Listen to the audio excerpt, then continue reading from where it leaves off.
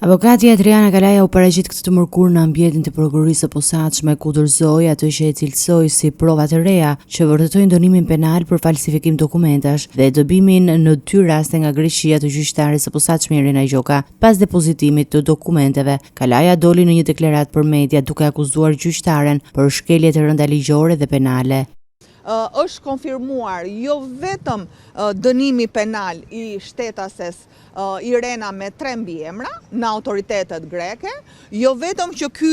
dënim i formës prerë ka shkuar për ekzekutim ke prokurori i posaçëm në shtetin grek, por nga ana tjetër kemi konfirmimin se shtetësja Irena me 3 mbiemra, fatkeqësisht gjyqtare në një nga gjykatat më të rëndësishme në vend,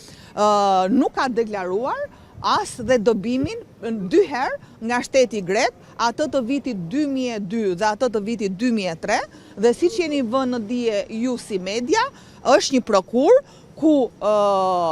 është e qartë se si vet Irena me 3 mbiemra autorizon një avokat grek që të merret me heqjen e 2 ekspulseve apo 2 dëbimeve nga shteti grek. Kalaja theksoi se dokumentet autentike të dënimit dhe dëbimit ndodhen dhe pranë Këshillit të Lartë gjyqësor, ndërsa fshehja e tyre përbën vepra penale të ndëshkueshme nga ligji.